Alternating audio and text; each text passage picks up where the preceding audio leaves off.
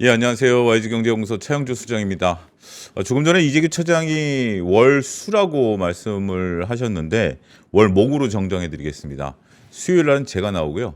제가 데일리로 나오는 게 이제 오늘 마지막입니다. 데일리로 나오는 건 오늘 마지막이고 다음 주부터는 이제 수요일 날 하루 나옵니다. 수요일 날 하루 방송을 하는 것으로 결정이 났기 때문에 다음 주부터 조금 요 시간, 그러니까 요 시간 말고 이제 5시 15분이죠. 5시 15분으로 땡겨서, 그러니까 6시 15분이 아니라 5시 반이죠. 5시 반부터 5시 15분. 5시 15분 시간에 나와서 6시까지 매주 수요일 하루 나오는 걸로 바뀌었기 때문에 어제 잠깐 말씀드렸죠. 다음 주에 좀 줄어들 거다라고 말씀드렸는데 최종 결정으로 다음 주 수요일 날 5시 15분서부터 6시까지 찾아뵙는다라고 말씀드리도록 하겠습니다. 그리고 이제 수요일 날 같은 경우 이제 시황이라든지 뭐 상황 중심으로 하고요. 그래서 조금 리포트 보는 것에 대해서 조금 아쉬워하시는 분들은 지금 영상에 나오는 수익 공식으로 들어오시면 됩니다.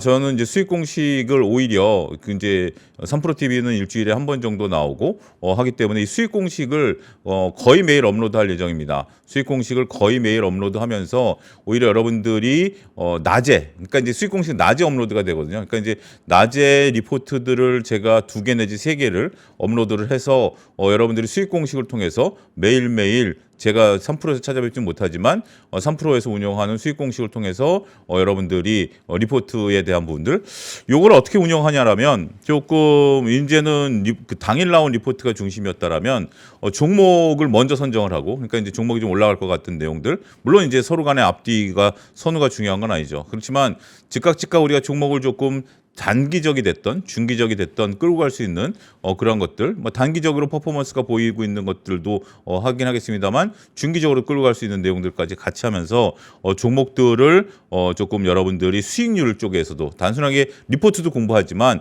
수익률도 낼 수 있는 두 마리 토끼를 다 잡으려고 노력을 해보겠습니다. 그러니까 이제 결론적으로 말씀드리면 이제 움직일 수 있는 종목, 시점, 차트도 같이 보고 그다음에 그것을 우리가 재무적으로 풀어보는 그러한 시간으로 수익 공식을 운영하도록 하겠습니다.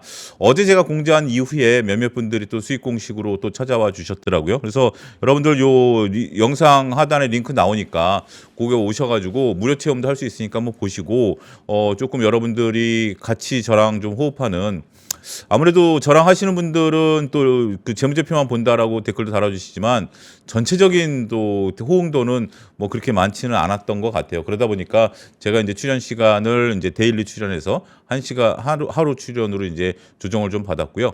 어찌됐든 하지만 수익 공식을 통해서 여러분들과 같이 호흡한다라는 것은 거듭 강조드리도록 하겠습니다. 제가 이제 수요일부터 영상이 3개가 업로드가 됐습니다. 수요일 날은 이제 강의 영상, 손익계산서하고 현금흐름표 강의 영상이 됐고요. 요거 지금 화면을 좀 보여주시면 목요일 날 현대로템을 제가 업로드를 했습니다. 현대로템을 업로드한 이후에 주가가 계속해서 현대로템 같은 경우 주가가 좀 잘 나오고 있죠. 자세한 내용은 제가 이제 그 수익 공식 영상에서 현대로템을 좀 말씀을 좀 드렸고, 그런 이후에 현대로템 주가가 현재 지금 계속해서 좀 올라가고 있다라고 말씀드릴 수 있겠죠. 두 번째 목요일 날 올렸던 거 리노공업 올렸습니다. 리노공업 영상을 올렸는데 영상 올린다는 빠졌습니다만 오늘 8% 이상 시장 대비해서 강하게 올라가는 그런 모습들을 보였습니다. 두 종목 올렸는데요. 리노공업하고 현대로템 두 종목 올려서 그 영상을 올린 이후에도 시장에서 아웃퍼폼하는 수익률을 현재 보고 있다라는 거죠. 오늘 업로드된 영상은 세트레가입니다. 세트레가이가 이제 오늘 종가상으로는 4%가 빠지긴 했습니다만 실질적으로 장중에 7%까지 올라갔었죠. 좀 지켜봐야 될 것 같아요. 오늘 이제 갭으로 상승한 이후에 세트레가의 모습들이 좀 나타나고 있는 상황에서 오늘 외국인들이 좀 팔긴 했습니다만 이게 오늘 업로드가 됐고, 또 다른 종목은 포스코 인터내셔널입니다. 포스코 인터내셔널이 오늘 업로드 됐는데 오늘 6% 상승을 좀 했습니다. 이런 식으로 제가 이제 또 월요일 날도 영상이 업로드 될 겁니다. 그러면서 계속해서 이제 수익 공식을 통해서 여러분들이 수익 공식을 조금 뭐 같이 그 좀 공부하는 차원에서 찾아주시면 저도 여러분들의 마음 씀씀이 이상 여러분들이 얻어가실 수 있을 정도로 노력을 하니까 수익 공식 좀 뭐 그 둘러보기 있으니까 그런 부분들 좀 많이 하고 재무제표 얘기들 많이 합니다. 재무제표 얘기를 많이 하니까 그런 부분들을 좀 찾아주셨으면 좋겠습니다.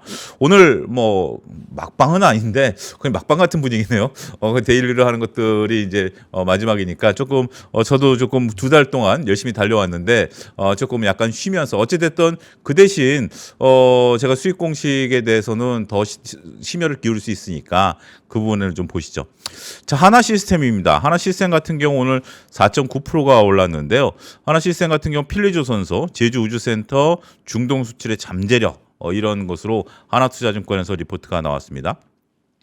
전체적으로 이제 필리조선소의 적자가 이제 줄어들 것이다라는 부분들을 하면서 1분기 실적 같은 경우는 아직까지 구체적으로 조금 컨센서스를 좀 하회할 부분들이 좀 나타나는 부분들은 있는 거죠. 근데 이제 여기서 우리가 좀 봐야 될 것들은 1분기에 대한 컨센서스, 이게 거듭 말씀드리지만 이 컨센서스를 하회한다라는 것이 그렇게 드라마틱하게 의미를 둘 필요는 없습니다. 자, 특히 이제 이런 거죠. 하나 시스템 주가가 지금 이 정도 수준에 있다. 자, 지금 노란색 표가 보이죠? 이 정도 수준에 있다라면 컨센서스를 하회하게 되면 좀 데미지가 있을 수 있죠. 제가 그동안에 말씀드렸던 치킨 먹은 주가냐 아니냐라는 거죠. 치킨 먹은 주가가 아니기 때문에 컨센서스를 이 정도 수준이라면 조금 문제가 있죠. 그렇지만 우리가 18만 원대에서 14만 원대까지 조정을 받은 상태라면 결국 컨센서스 하회를 반영한 주가라고도 볼 수 있겠죠. 그러니까 요 내용만 놓고 보면 컨센서스는 누가 만드는 거죠?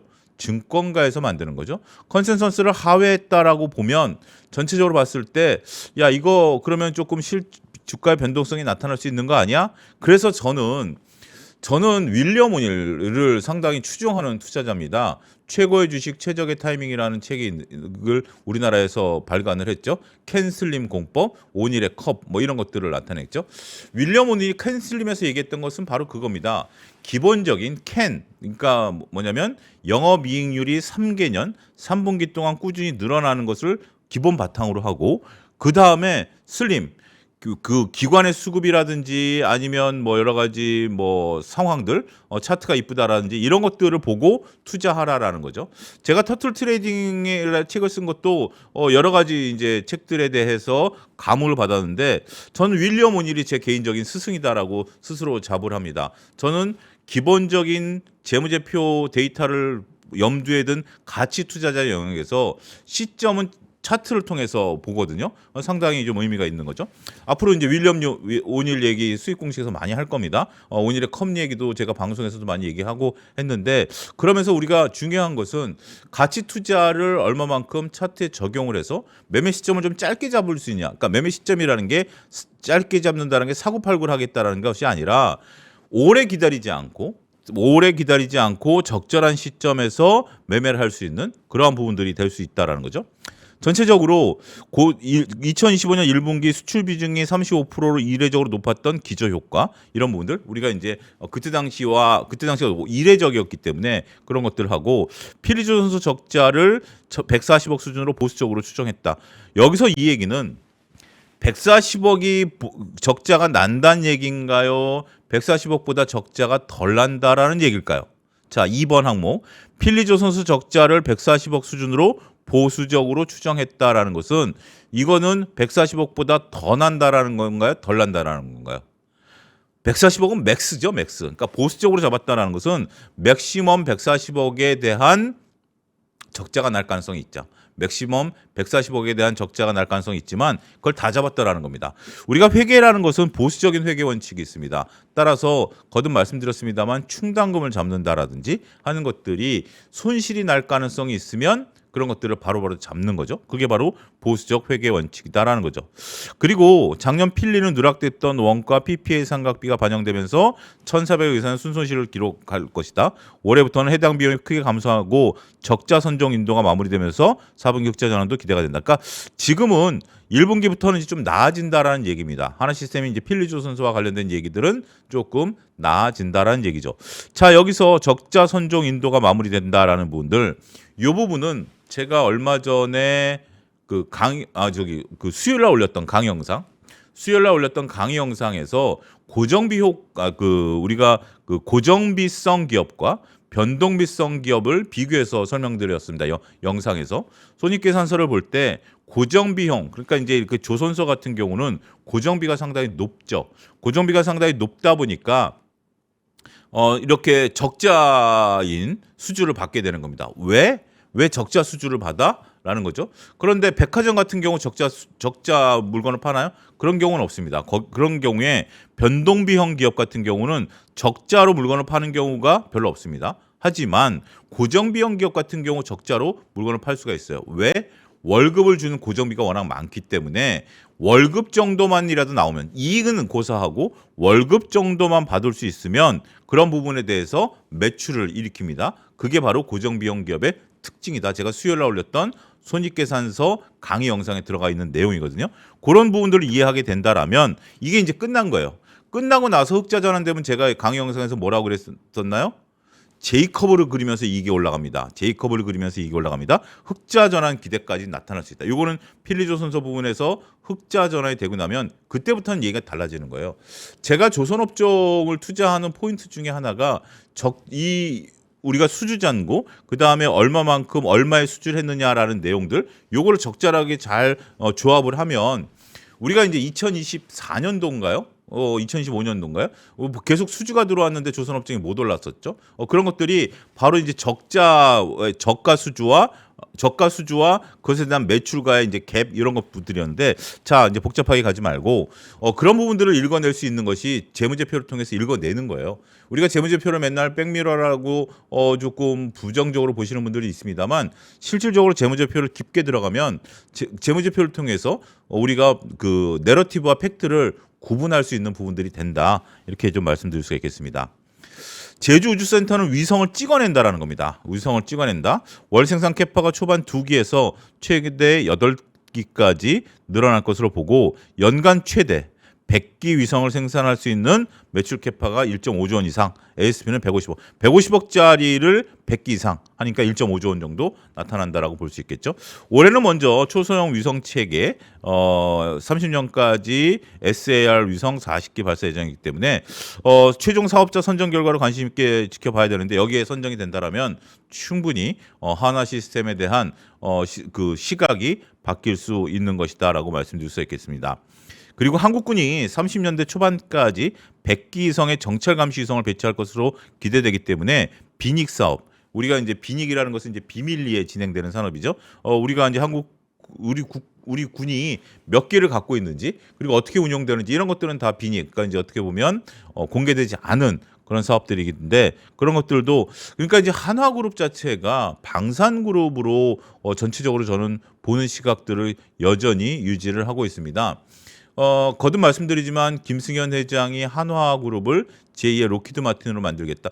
제가 이제 나중에 뭐 또 할 얘기가 있으면 뭐 그런 말씀드리겠는데 여러분들 그룹 회장들이 하는 얘기들은 뭐 여러분들 뉴스에서 들으시던 아니면 찾아서 보시던 이런 것들은 머릿속에 꼭 넣어두셔야 돼요. 굉장히 중요한 인사이트를 나타냅니다. 특히 연초에 그룹 회장들이 신년사 하는 건 제가 그 다양한 강의를 갈 때 항상 하는 말인데 특히 이제 주식과 관련된 강의를 할 때 연초에 신년사 나오는 건 꼭 찾아봐라. 물론 이제 그거를 다 처음부터 끝까지 그룹 총수가 쓴 건 아니죠. 홍보팀에 써서 그룹 먼저 초안 작성하고 그룹에서 이제 검사 받고 최종적으로 이제 회장이 이제 대독하는 형식이죠.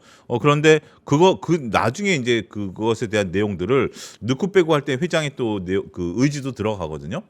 제가 이제 현대차그룹 얘기할 때 점유율과 관련된 부분들, 영업이익과 관련된 부분들 어디에 우선순위 둘 것이냐라는 부분들이었고 그 다음에 이제 LG는 이제 전장과 관련된 그런 부분들이었고 한화는 방산과 관련된 부분들이거든요. 이런 부분들을 우리가 이제 회장의 어떤 발언을 통해서 익히 이제 알게 된다라면 방산과 관련된 다양한 퍼포먼스 그러다 보니까 이제 한화 오션도 우리가 방산주 범위로 봐야 되는 거 아닌가 그렇게 좀 볼 수 있는 거죠. 그런 부분들을 좀 볼 수 있는 겁니다.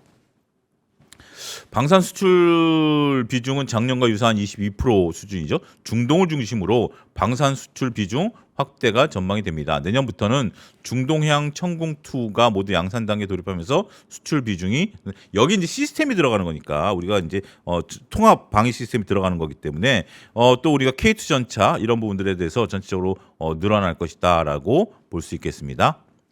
투자 의견 바이 목표 주가 16만 원으로 상향했다. 필리조선소와 제주우주센터 투자 성과가 본격 가시화될 것으로 예상되는 시점 2018년 평균 EPS의 타겟 PER 42배 정도를 적용했다라고 보는 거죠. 할인이 없습니다. 보통 우리가 최근에 바라본 리포트들을 놓고 보면 할인을 좀 하는데요. 지금 하나시스템 같은 경우 굳이 할인할 이유가 없는 거죠. 그래서 글로벌 방산전자 우주항공 피어그룹 평균을 그대로 적용했다라는 점에 있어서는 상당히 긍정적으로 보고 있는 것 같아요. 하나투자증권에서 하나시스템을 얘기했다. 이것을 너무 이제 그룹사의 개념으로 쳐다보실 것이 아니라 물론 그런 것도 있긴 있어요. 뭐 삼성 증권에서 삼성그룹을 조금 많이 얘기하는 것들 이런 것들이 이제 그런 내용들 뭐 전혀 그룹사를 부정적으로 볼 수 없는 구조적인 한계가 있다 하더라도 나름대로 긍정적인 모멘텀을 좀 기대하고 있는 것들이 아니겠나 이렇게 설명이 가능하겠습니다. 자, 두 번째로 S&T 에너지입니다. S&T 에너지 같은 경우 우리가 이제 중동 문제가 터지면서 전체적으로 이제 액화하는 부분에 있어서 상당히 좀 좋은 기업이죠. 차트 모양을 놓고 보면 여러분들 제가 항상 말씀드리지만 여기에 S&T 에너지라는 것을 지우고 보십시오. S&T 에너지라는 물론 S&T 에너지를 모르는 분들도 계시기 때문에 별로 중요성은 없습니다만 이러한 차트 모양을 놓고 보면 상당히 저는 차트가 이뻐 보여요. 차트가 상당히 이뻐 보이는 모양의 차트. 완전 이쁘지는 않아요. 완전 이쁜 건 아닌데 완전 이쁘려면 이러한 부분들이 여기서 좀 변동성이 좀 적어야 되는데 나름대로 밉지는 않은 모양이다. 이렇게 좀 말씀드릴 수 있겠습니다. LNG와 중동 지역 노출도가 높은 화공기기 제조사, 화공기기라고 하는 것은 공랭식 열 교환기. 그것은 뭐냐? 파이프를 통해서 이동하는 유체 온도를 낮춰주는 역할을 하고 있다. 석유화학 LNG 플랜트의 필수적이다. 2024년부터 LNG 수주 비중이 60%로 상회한다. 우리가 이제 LNG 같은 경우 액화가 아니죠. LNG 같은 경우 천연가스죠. 천연가스를 액화한 걸 LNG라고 그러죠. 액화하는데 어느 정도까지 온도를 낮추냐? 163도까지 낮춥니다. 얼지 않죠. 기체를 이제 이렇게 163도로 낮추면 이제 액체로 변하는 거죠. 여담입니다만 여러분들 소주가 온다라는 거 아십니까? 소주 같은 경우 냉동실에 한 4시간 정도 놔두시면 그냥 액체인 상태예요. 그러다가 소주병의 물리적인 힘 뒤를 딱 치면 얼어버립니다. 그런 부분들이 있는데 이것은 뭐 완전히 얼음으로 반하지는 않은 부분들이 되는 것 같아요. 중동향 매출 비중이 70에서 80% 정도 되고 중동 지역 내 공랭식 열교환기 점유율 70% 정도 된다. 아무래도 지금은 이제 우리가 LNG와 관련된 많은 그리고 신재생 에너지, 그다음에 석유화학 에너지 이런 쪽들 에너지에 대한 관심이 상당히 높죠. 제가 어제도 말씀드렸다시피 중동 문제와 관련된 키포인트는 뭐다? 유가다. 유가를 좀 바라봐야 된다. 유가를 바라보는 것이 현재 지금 중동 문제를 바라보는 바로미터가 되고 그러다 보니까 이제 우리가 에너지와 관련된 다양한 주가들이 올라가는 거죠. 저희가 충분히 다뤘었죠. 우리가 CS 윈도도 다뤘었고요. 그다음에 OCI 홀딩스 도 다뤘었고요. 그다음에 오늘 올라온 영상인 포스코 인터내셔널도 제가 수익 공식 영상에서 다뤄드리고 그런 것들 저희가 이제 시장을 상대적으로 비트하고 있다라고 생각을 해요.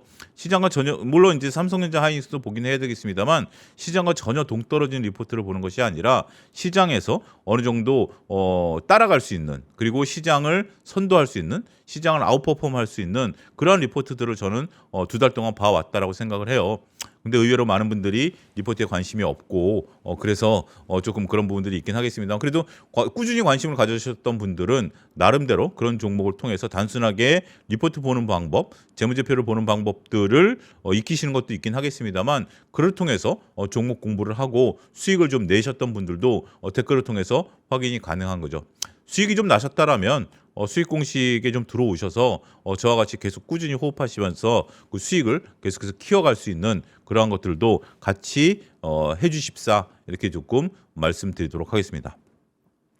북미 LNG 프로젝트 HRSG 시장 공략에 초점이다. HRSG 같은 경우 우리가 이제 회수를 통해서 열 교환 우리가 이제 뭐죠? 보일러를 돌리는 이제 이런 부분들이죠. 이런 시장에 이제 공략을 한다라는 거죠. 북미 시장 LNG 프로젝트에 참여한다.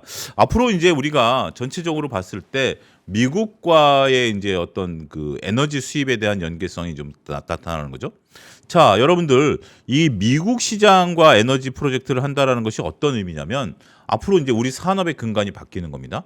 LNG 같은 경우 이제 우리가 이제 카타르가에서 수입을 좀 못해 오다 보니 미국 쪽을 나타내겠는데 그러면 중동 쪽으로 갔었던 LNG 선을 미국 쪽으로 돌리게 되겠네요. 라고 생각하시면 거기서부터 오산입니다.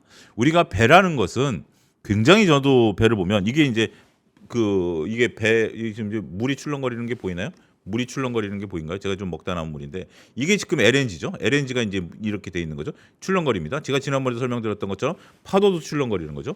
그러면서 이제 서로 압박을 가하는 건데 대서양과 태평양과의 바다 환경이 좀 다르다라는 거죠. 그러다 보니까 전체적으로 봤을 때 태평양은 이제 바다를 한가운데를 가로질러야 되고 대서양 같은 경우는 연안을 통해서 바다를 가로지르는 그런 부분들이 있는 거죠. 그래서 결론적으로 말씀드리면 중동배를 미국 쪽으로 100%다 돌릴 수 없습니다. 미국 쪽으로 가는 배는 새로 건조를 해야 된다는 거죠. 미국 쪽으로 가는 배를 새로 건조하게 되면 우리 조선 업종에 대해서 어떻게 된다? 새로운 모멘텀이 나타난다. 두 번째는 이제 LNG 터미널을 만들게 되면 여기 이제 피팅 밸브가 많이 들어가죠. 배를 만드는데 피팅 밸브가 많이 들어갑니까? LNG 터미널을 만드는데 피팅 밸브가 많이 들어갑니까? 실질적으로 배를 만드는 과정에 있어서 피팅 밸브 수보다 LNG 터미널을 만드는 과정에 있어서 피팅 밸브 수요가 훨씬 더 높습니다. 그런 것들에 대한 부분들. 그 다음에 이제 우리가 LNG를 이제 수입해 오는 그런 부분들이 되는 거고 여기에 어제도 말씀을 드렸던 것 같은데 중동에서 들어오는 이제 기름이 중진류라는 거죠. 그렇게 되면 우리가 이제 유조선과 관련된 부분들도 같이 쳐다봐야 된다라는 부분들이죠.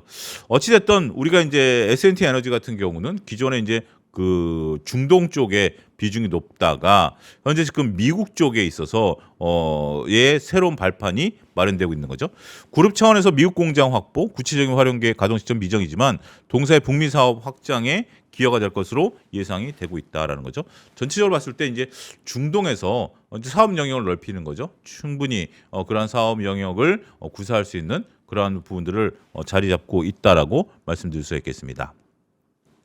앞으로 이제 수주 전망 이렇게 긍정적으로 볼 수 있기 때문에 업황 이제 신규 수주는 7천억, 2020년가 3,900억이 이제 2024년에 7천억, 작년에 3,900억. 업황 부진과는 무관한 통상적인 발주 사이클 영향이었다. 앞으로 이제 북미 에어쿨러라든지 HRSG 수주 확대 덕분에 전년 대비 수주에 대해서는 반등할 것으로 보여지고 있다. 자, 앞으로 이제 우리가 매출액 같은 경우 2025년에 급등한 이후에 2026년도에 스테디하게 흘러갈 가능성이 이제 6천억에서 또 6,200억 정도 수준이긴 하겠습니다만 영업이익률이 계속해서 이제 20%대까지 늘어날 수 있다라는 측면에 있어서는 다소 긍정적으로 볼 수 있다라고 말씀드릴 수 있겠습니다. 자, 두 종목 짧게 봤고요.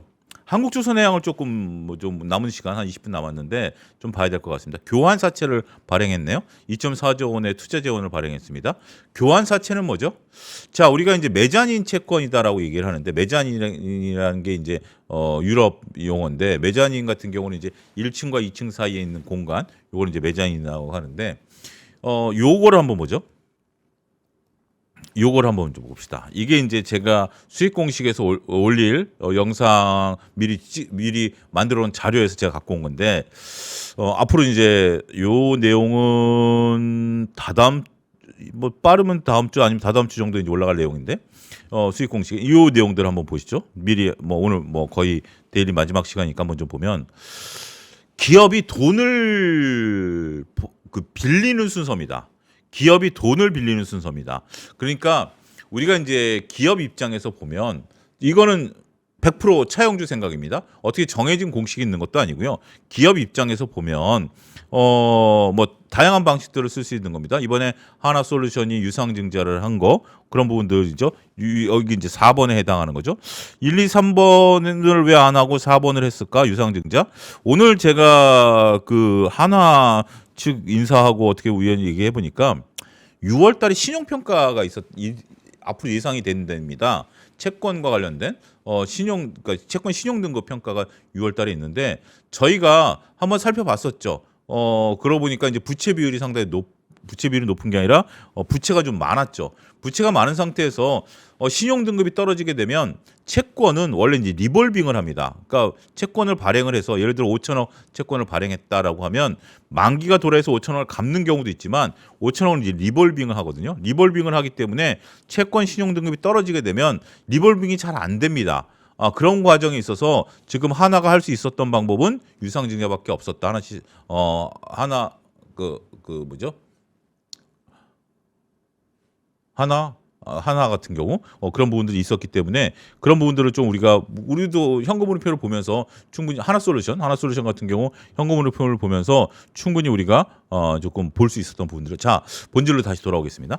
처음에 채권을 발행합니다. 채권을 발행하면 유상증자 4번이에요. 유상증자 4번이고 채권을 발행합니다. 장기간 안정적인 자금 이용이 가능한 상태로 기업의 자금 활용 및 수입 그리고 일정 상황을 고려해서 맞춤형 채권이 발행 가능하다. 우리가 이제 조선업종 같은 경우도 우리가 대금을 받을 때 상황마다 다릅니다. 3번에 나눠 받는 경우도 있고 최근에 이제 5번에 이제 나눠 받는데요. 첫 번째는 이제 계약금이 한 10% 들어오고요. 나머지 이제 중도금들이 들어오다가 배를 인도할 때 한 50% 들어옵니다. 그러면 그 배를 인도해야 50% 돈을 받으니 계약금하고 중도금을 받는 거 가지고 배를 만드는데 원가를 다 커버를 못 하죠. 그러면 배가 딱 들어오면 조선업분 이제 두 가지를 합니다. 수주를 받으면 첫 번째 환해지를 합니다. 달러가 들어올 것에 대해서 환해지를 하고요. 두 번째는 채권을 발행합니다. 예를 들어서 2년 만에 배를 인도할 것이다, 3년 만에 배를 인도할 것이다라고 하면 그 배에 맞는 채권을 발행하는 거예요. 결국 맞춰서 이제 인도를 하게 되면 돈이 들어오면 채권을 상환해 버리는 거죠. 이거는 앞서 얘기한 리볼빙과 다른 개념입니다. 조선업만 갖고 있는 특징인데요. 그렇게 맞춤형 채권을 발행이 가능하다. 자금 규모가 대규모 자금 조달도 용이하고 우량 기업인 경우 이자 부담이 낮다. 여기서 그러면 즉흥적인 생각이 들 겁니다. 이자 부담을 내는데 여기서 이제 주주들에게 유상증자하는 것은 우리가 이자를 안 내니까 오히려 이게 더 좋은 거 아닙니까? 이걸 먼저 해야 되는 거 아닙니까? 라고 했는데 제가 지난번에 한번 설명을 드렸었죠. 이거는 그냥 이자만 내면 돼요. 이자만 내지만 유상증자 같은 경우 제가 거듭 말씀드리지만 우리가 친구가 돈을 빌려달라는 거 똑같다라는 거죠. 회사가 나한테 돈을 빌려달라는 건데 그러면 나는 은행 이자보다 더 받는 걸 원하는 거죠. 그렇기 때문에 유상증자에 참여하는 그 주주들의 이론적인 목표 수익률은 이 이자 플러스 알파죠. 이 이자 플러스 알파를 요구하는 거기 때문에 그것을 경영진 입장에서는 부담으로 작용하는 거죠. 따라서 채권 발행 같은 경우는 일단 주식 수도 늘어나지 않고 그다음에 일정 부분이 되고 나면 갚아버리면 끝나는 거예요. 하지만 유상증자 같은 경우는 주식 수가 계속 늘어나 있는 상태에서 물론 소각을 할 수도 있긴 하겠지만 그런 부분들이 활성화되지 않는 부분에서는 부담이 된다라는 거죠. 그래서 첫 번째가 채권 발행이고요. 두 번째는 금융권 장기 대출입니다. 단기 대출이 아니라 장기 대출이라는 거죠. 여러분들도 은행 가서 돈을 빌려 보셨던 경험들 한두 번씩은 있으실 겁니다. 단기로 빌리는 건 뭐죠? 카드 현금 서비스 받는 거예요. 막말로 우리가 진짜 단기적으로 쓸 수 있을 때 현금 서비스를 이제 한두 번씩 소액을 받을 수 있긴 하겠습니다만 차를 살 때 현금 서비스를 받는다? 이거는 말이 안 되는 거죠. 보통 이제 주택 같은 경우도 장기 대출을 받는 거죠. 신용도에 따라서 금리가 결정되지만 일단 장기로 대출이 가능하다는 것은 신용도가 일정 수준을 유지하고 있는 것을 의미한다라는 거죠. 그래서 우리가 현금흐름표를 볼 때 그리고 재무상태표를 볼 때 장단기 대출의 비율을 볼 필요가 있습니다. 이건 제가 두 번째 강의에서 올린 건데 장단기 대출의 비율을 볼 때 단기 대출이 장기 대출보다 많다. 이거는 조금 위험할 신호일 수 있어요. 하지만 어차피 돈을 빌릴 거면 단기보다 장기로 빌리는 게 낫다. 그리고 장기로 빌릴 수 있는 것도 능력이다라는 점을 명확히 인식하셔야 되겠습니다. 그다음에 단기 대출이죠. 일단 단기 대출이 증가했다라면 긴장을 하고 여러 가지 사항을 체크해야 된다. 일시적으로 그러니까 우리가 갑자기 뭐를 하는데 돈이 필요해서 현금 서비스를 받았다. 그러다 한 달 뒤에 갚았다. 이건 큰 문제가 되는 건 아니죠. 큰 문제가 되는 것은 아닌데 장기 대출이 막혀서 단기 대출이 늘었다. 현금 서비스를 또 현금 서비스로 갚고 현금 서비스 뭐 주위에 그런 분이 계셨었어요. 현금 서비스를 또 현금 서비스를 받아서 갚고 막 이러면서 하는 거죠. 이자만 계속 내면서 이런 부분들이 있는 거죠. 이런 부분들은 좀 심각성이 있다. 그다음에 유상증자입니다. 목적이 중요하다. 유상증자는 목적이 중요하다.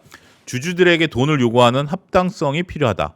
최악은 운영자금이나 부채 상환을 위한 유상증자다라는 부분들을 좀 보셔야 되겠고, 그 다음에 나오는 게 CB 등 CB, BW, EB 등 매자닌 채권입니다. 5번째입니다.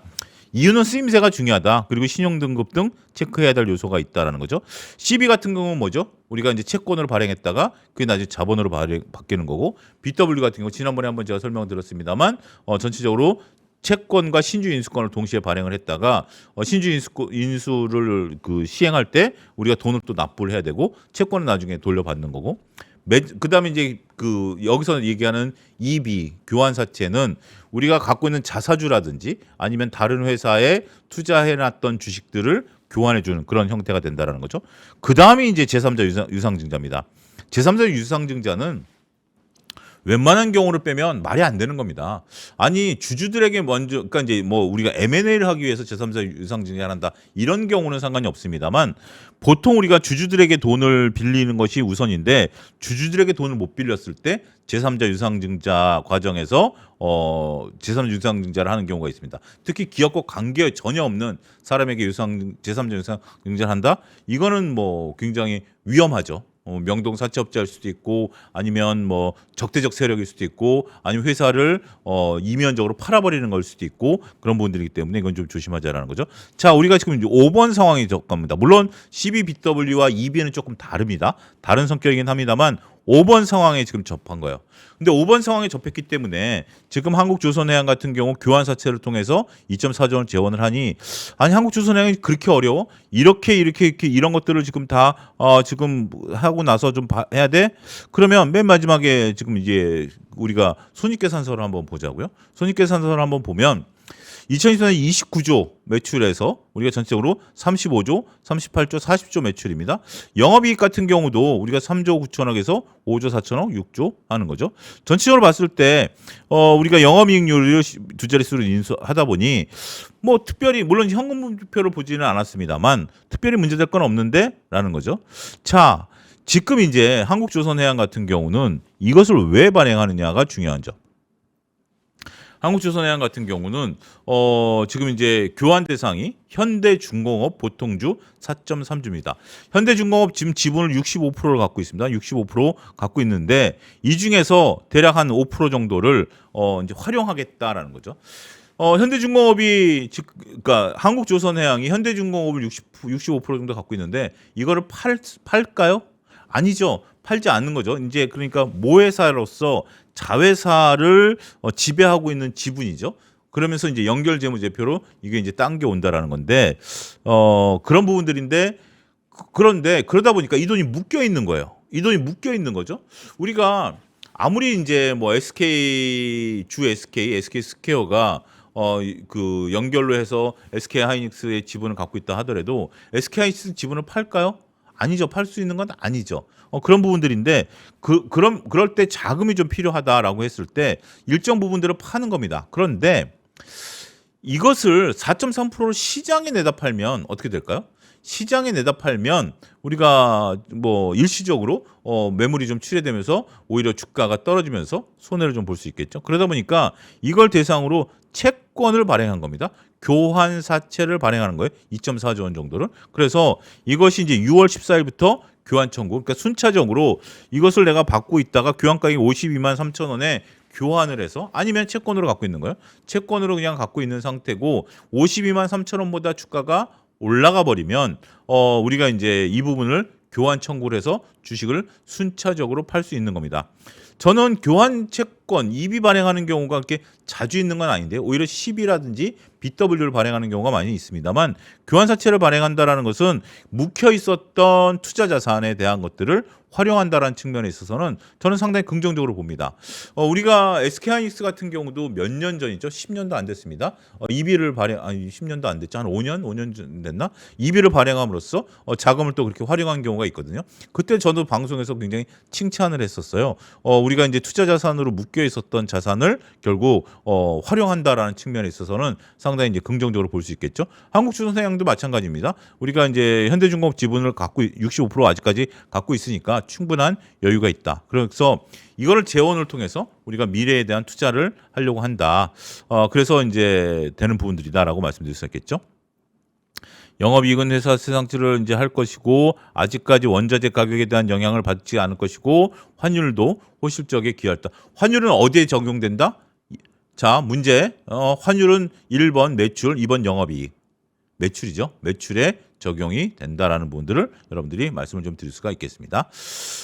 채권 발행했고 그다음에 이제 앞으로 신규 수주와 관련된 부분들이 계속해서 늘어날 가능성이 있다라고 말씀드릴 수가 있겠죠. 전체적으로 1분기 수주는 59억 달러, 연간 수주 목표는 233억 달러 대비해서 달성률을 기록할 것으로 보고 있다라는 것들입니다. 자, 피어그룹 대비해서 전체적으로 보면 한국주선해양, 현대중공업, 삼성중공업, 하나오션을 좀 놓고 보면 한국주선해양 같은 경우는 이제 PER이 가장 좀 낮은 수준이죠. 낮은 수준이기 때문에 이런 부분들을 끌어올리기 위해서 앞으로 자금 활용을 좀 높이겠다. PBR도 현재 1.3% 정도 상당히 낮죠. 반면에 그러니까 제가 이제 좀 의문시되는 부분들이 이런 거예요. 이렇게 지금 배당 수익률 물론 이제 조선해양 같은 경우는 중공을 포함하고 있으니까 배당 수익률이 높겠죠. 배당 수익률이 높고 ROE가 높은데 PR이 낮아요. 이건 조금 우리가 조금 뭐 전체적으로 좀 달리 봐야 되는 시선 아닌가 싶은 거죠.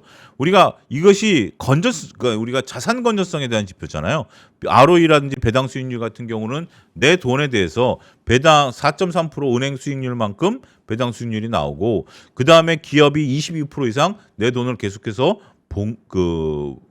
22% 이상 굴려간다라는 개념이잖아요. 그럼에도 불구하고 PER이 10배가 안 된다? 이건 상당히 저평가되어 있다라고 볼 수 있겠죠. 물론 지주회사격이기 때문에 이런 것들이 좀 할인된 부분들이 있다 하더라도 오히려 장기적으로 보시는 분들 입장에서 보면 배당 수익률이 4%가 나온다? 그러면 제가 지난번에도 말씀드렸다시피 다른 어떤 우리가 얘기하는 배당주라는 개념 이런 개념들로만 볼 것들이 아니라 이런 것들도 배당주로 보면 되는 거죠. 이런 배당주로 제가 어떻게 투자하라고 그랬죠? 주가가 떨어지면 사고 주가가 올라가면 팔면서 우리가 배당 차익과 관련된 것들을 이론적으로 계산해서 보실 필요가 있다. 이렇게 조금 말씀을 좀 드렸습니다. 우리가 이제 전체적으로 보면 매출 성장률이라든지 이제 이런 부분들이 이제 계속해서 나오는 부분들이다라고 말씀드릴 수 있겠죠. 생각보다 이제 시간이 조금 뭐 많이 남았는데요. 뭐 그렇다고 해서 제가 이제 공지사항 다시 좀 말씀드리도록 하겠습니다. 다음 주부터는 제가 이제 수요일 날 5시 15분에 한 번 출연합니다. 5시 15분에 한 번 출연해서 데일리로 여러분들과 이제 리포트 보는 것은 오늘이 마지막이다라고 좀 말씀드릴 수가 있겠고 따라서 수익 공식에서 제가 이제 거의 매일 여러분들에게 리포트를 2개 내지 3개를 여러분들과 같이 수익 공식을 통해서 영상을 업로드 시켜드리도록 하겠습니다. 그러니까 지금 이제 3프로 라이브에서 저를 보는 것은 일주일에 한 번이지만 수익 공식을 통해서는 거의 매일 저를 보실 수 있겠다. 링크 하단으로 들어오셔서 보시면 되겠고요. 그리고 이제 거기서는 이제 종목에 있어서 여러분들이 조금 수익률을 조금 빠르게 달성할 수 있는 그런 부분들에 포커스를 맞추고 그러한 상세적인 이유. 또 때로는 재무제표를 깊게 들어갈 겁니다. 이건 뭐 방송 시간하고 상관없는 거기 때문에 제가 재무제표를 좀 깊게 들어가고 설명해야 될 부분들이 있으면 보조 자료까지 만들어서 여러분들과 소통하는 시간. 어떻게 보면 라이브 방송은 정해진 시간 내에 일정 부분들을 이제 보편적으로 해야 되지만 수익 공식 같은 경우는 때로는 깊게 때로는 시간과 상관없이 여러분들을 찾아뵙는다는 점 말씀드리도록 하겠습니다. 자, 그동안 2달 동안 매일같이 저랑 방송 같이 참여해 주셔서 감사의 말씀 드리고요. 저는 다음 주 수요일 날 5시 15분에 찾아뵙도록 하겠고요. 월요일 날 또 수익 공식의 영상 업로드를 통해서 또 얼굴을 뵙도록 하겠습니다. 일단 들어와서 둘러보기 한번 해주십시오. 자, 오늘 방송 여기서 마치겠습니다. 감사합니다.